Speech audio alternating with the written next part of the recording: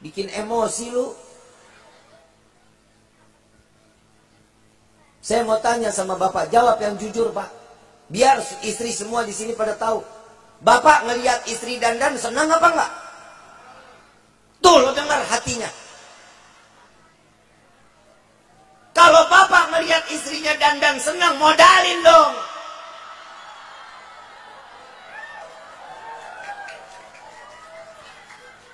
Istri disuruh dandan, duit awal. Pak maaf, lipstick aja udah 125. Belum lagi eyeliner 220. Maskara sama blush on 60 tuh, yang warnanya 60. Itu 875. Belum lagi skincare satu paket 1.800.000. Parfum aja udah 2 juta. Habib, kau tahu bini gua? Modalin, Pak. Bapak nuntut suruh cakep, suruh cantik. Tapi istri juga mintanya jangan yang macem-macem. Bapak nggak punya rezeki, ibu mau beli lipstik, minta, Pak, lipstik ayang beak. Keluar duit dari kantong suami 5.000 perak, ambil. Bib, beli lipstik apaan 5.000 perak, Bib? Ambil. Itu rezeki halal. Alhamdulillah. Ya Bib, 5.000 buat beli lipstik mana cukup. Jalan ke warung beli Fanta kulum-kulum. Lah itu kan merah-merah juga bibirnya. Itu yang pertama, kenyangin mata itu namanya ibadah. Yang kedua, kenyangin hidung suami. Tahu kenyangin hidung suami? Wangi.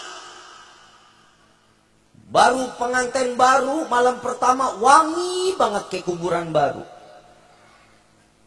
Datang anak pertama, mulai balpirik, cap kampak, cincau, paling wangi fresh care.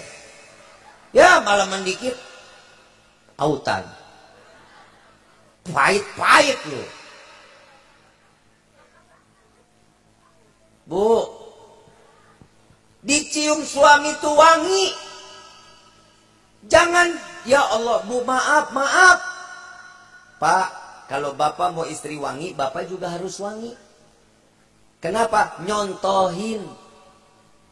Bu, ibu mau beli nih minyak wangi. Tanya dulu ke Bapak, suka nggak wanginya? Kalau Bapak nggak suka, jangan dibeli, walaupun ibu suka. Kalau yang Bapak suka, ibu nggak suka, beli. Kenapa? Karena memang yang wajib cium suaminya. Ini kagak, mau apa aja main dipakai aja, suami seneng, mau kagak bodo amat. Paham ya Bu ya? Itu yang kedua. Yang ketiga, kenyangin perut suami. Makan yang enak, masak yang enak. Dikasih duit berapa aja, usahain makanan enak. Kalau dikasih dikit, alhamdulillah, tempe goreng juga nggak apa-apa. Tapi jangan tiap hari. Kenapa bisa darah tinggi? Lah iyalah, orang dikasih 50 tempe, 100 tempe, 200 tempe. Ya iyalah darah tinggi. Kasih yang nikmat, kenyangin perut suami. Biar suami itu ngerasa semuanya enak. Pak, jangan pernah ngeluh kalau istri mau masak apa aja. Di mulut Bapak kurang enak, bilang aja enak, Pak. Bilang enak, Neng. Enak, padahal air putih doang, nggak pakai apa-apaan. Ada satu kisah Siti Aisyah radhiyallahu anha wa radhaha. Lagi belajar masak, Nabi pulang ngajar, makan siang. Begitu disediain, Nabi makan. Begitu makan, Siti Aisyah bilang, gimana rasanya? Nikmat bukan main. Sampai suapan demi suapan, Siti Aisyah ngelihatnya ngiler. Ya Rasulullah, minta dikit boleh nggak? Enggak. Enggak dikasih sama Nabi. Sayang, orang enak banget, kata Nabi. Dimakan sudah sampai selesai, sisa 1 sendok. Mau ya? Mau. Nih, cobain. Tuh. Asinnya setengah mati. Berubah muka Siti Aisyah, malu. Tapi Nabi makan sampai habis, menghormatin jeripayah seorang istri. Bapak baru keasinan dikit. Masak di mana nih? Belajar di mana nih? Senengin Pak, senengin. Itu ibadah Bapak juga, nutupin aib seorang istri. Paham ya Pak ya? Insya kenyangin perut Paham ya Bu? Bib, dari 3 itu kayaknya semuanya berat. Saya kasih yang ringan, mau nggak? Mau nggak Bu? Saya kasih amalnya gampang banget. Nggak pakai modal, nggak pakai tenaga, nggak capek. Mau nggak? Timbangan pahalanya di akhirat besar timbangannya, berat timbangannya. Mau nggak? Senyum. Cie. Senyum. Oi. Senyum PA. Saya tanya Bapak, Bapak ngelihat istri senyum seneng nggak? Seneng nggak? Nggak punya duit, ngelihat istri senyum senang. Ini malam Bapak mau tidur, deketin. Ayang, good night. Bangun pagi, senyum. Ayang, kopinya udah datang nih. Makan siang, yang makanannya udah di meja. Yuk makan yuk yang yuk. Yang sore singkong udah panas nih. Senyum. Malam mau tidur, ayang, good night, I love you. Bangun pagi, senyum. Insya Allah jam 10 pagi ibu dibawa ke rumah sakit jiwa. Lah hidup gak pernah senyum, tiba-tiba seharian senyum. Bu, senyum. Ngadepin suami juga harus sabar. Kenapa? Orang yang sabar itu dekat dengan kesolehan. Orang yang sabar itu luar biasa di sisi Allah. Tapi ingat, minta kepada Allah jangan minta sabar Pak. Bapak doa, ya Allah tambahkan hamba kesabaran. Salah. Ujiannya lebih parah dari yang kemarin. Jangan minta sabar. Mintanya apa? Rabbana atina fid dunya hasanah wa fil akhirati hasanah wa qina. Ini yang diminta. Ini kagak, ya Allah. Kurang sabar apa hamba ya Rabb? Tambahkan hamba kesabaran. Ujian ini membuat hati gundah ya Allah. Besok ujiannya lebih parah. Jangan pernah minta sabar. Siapa yang paling mampu dalam kesabaran? Mintanya apa? Ya Allah, biar setiap ada masalah gampang selesai. Enggak berhari-hari, enggak berjam-jam, semuanya Allah lancari. Insya Allah. Kadang kan manusia mintanya sama Allah macam-macam ya. Malu kita loh sama Nabi. Nabi pernah nggak minta kaya? Pernah nggak? Nggak pernah Nabi minta kaya. Tapi Nabi minta apa?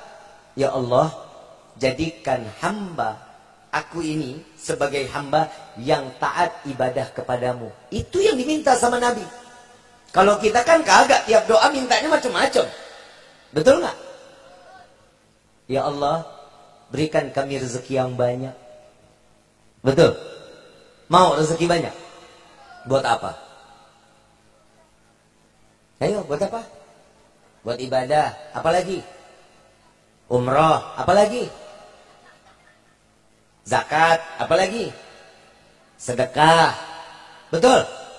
Karena duitnya Allah. Kalau punya duit itu beda lagi. Kalau duitnya nggak ada, dia aduh, ya Allah, nih kalau duit banyak nih, saya mau umrah nih, saya mau bagi, semuanya baik. Tapi kalau sudah ada uangnya, perempuan banyak uang, skincare dikumpulin di lemari. Betul? Laki-laki duit banyak, kawin deh. Betul tak? Lah emang apa bu? Emang suami nggak boleh kawin lagi? Oi, jawab, nggak boleh. Ih, urusan apa mak? Yuk. Nah hanya nih. Saya mau tanya, ini saya mesti lurusin dulu nih. Bu, sholat 5 waktu ayatnya ada nggak dalam Al-Quran? Ada nggak? Zakat ayatnya ada nggak dalam Al-Quran? Musyawarah ayatnya ada nggak dalam Al-Quran? Sedekah ayatnya ada nggak dalam Al-Quran? Nikah juga 4 di dalam surat An-Nisa ada nggak ayatnya? Lu bilang nggak ada, kafir lu. Ada nggak? Terus alasan ibu nggak ngebolehin bapak nikah lagi apa?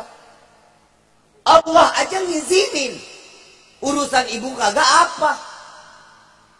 Tenang pak, gue belain lu.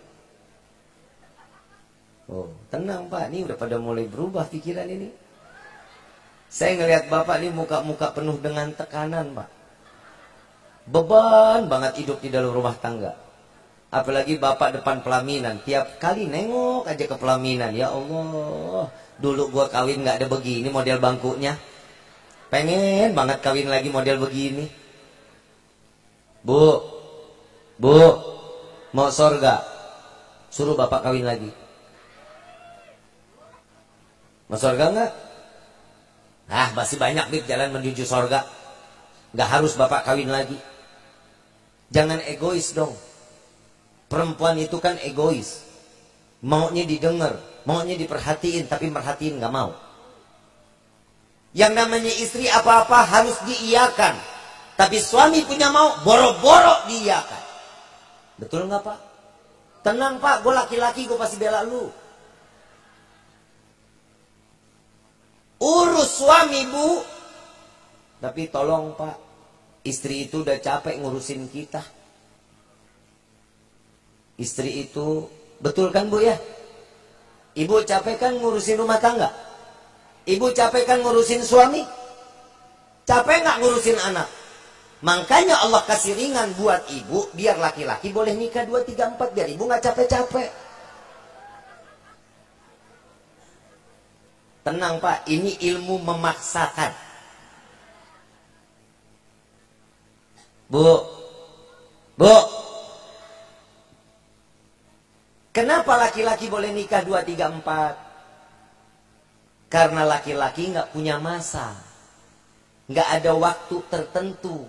Kalau perempuan ada waktunya, ada masa. Tahu ada masa? Masa expired. Tahu expired?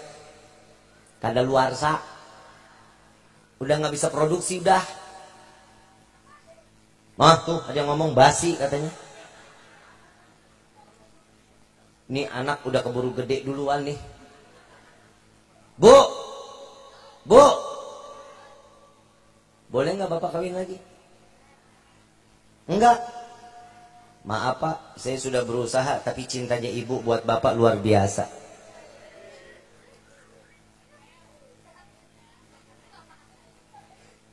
Yang kedua, kadang kita minta sama Allah apa?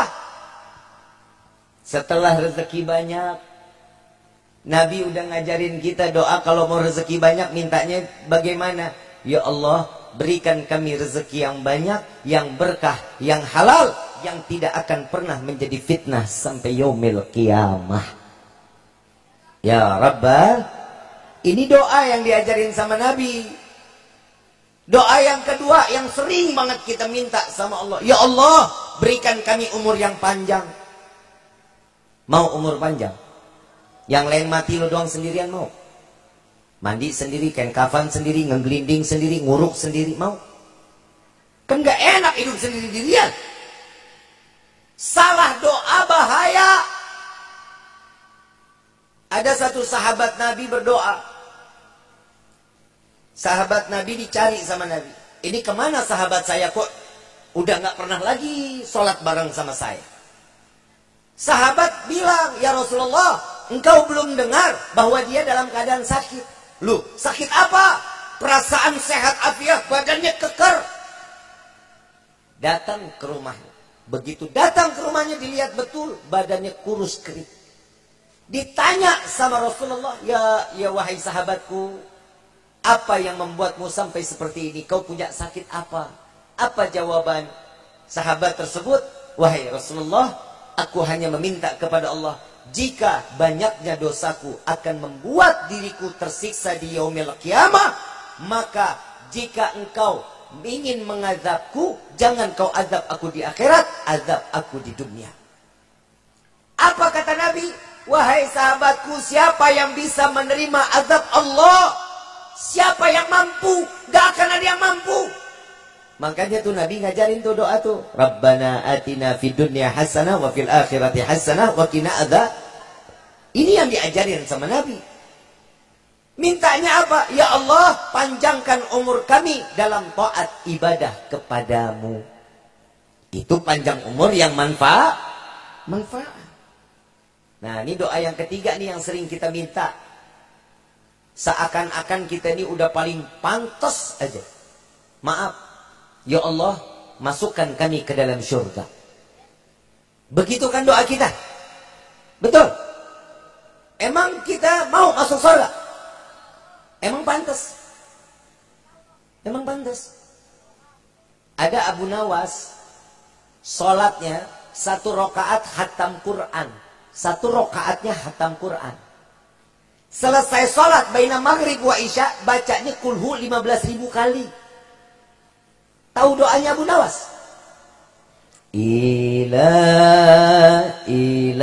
stulil firdaus wala akwa ala jahimi fahab waghfir dhunubi fa innaka ghafirun. Itu Abu Nawas doanya Masya Allah. Yang ibadahnya 1 rakaat sholat hatam Quran. Yang habis sholatnya baca dzikir kulhu 15.000 kali. Doanya apa? Ya Allah, hamba sadar hamba tidak pantas masuk ke dalam surgamu. Tapi sungguh ya Allah, hamba takut masuk ke dalam nerakamu. Maka dari itu ampuni dosa hamba. Terima taubat hamba. Jika engkau tidak mengampuni, sungguh kami menjadi hamba yang rugi.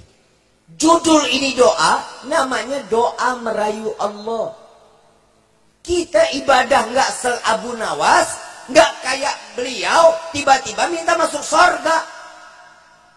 Punya kaca di rumah? Punya kaca nggak? Pernah ngaca di rumah? Pernah ngomong sama yang di kaca? Ini malam pulang lihat kaca, tanya sama yang di kaca, siap pantas tak masuk surga? Pak Kuwu datang nggak? Pak Kuwu ada nggak? Nggak ada. Pak RW? Pak RT?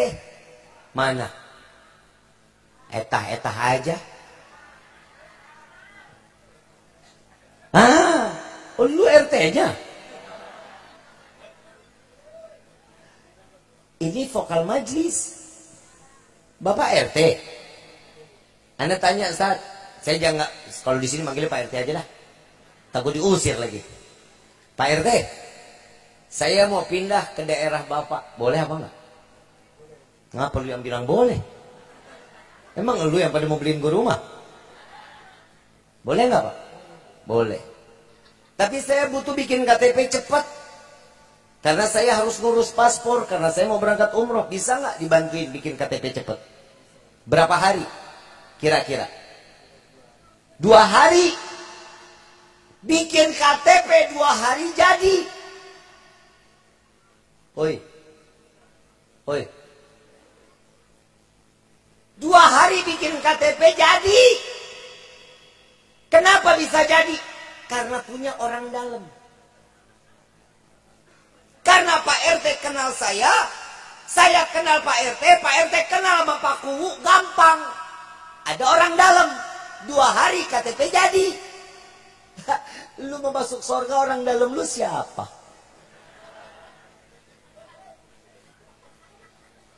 Lah emang surga punya bapak lu apa? Kenapa pernikahan wajib didasari dengan iman, mengikuti sunnah Nabi?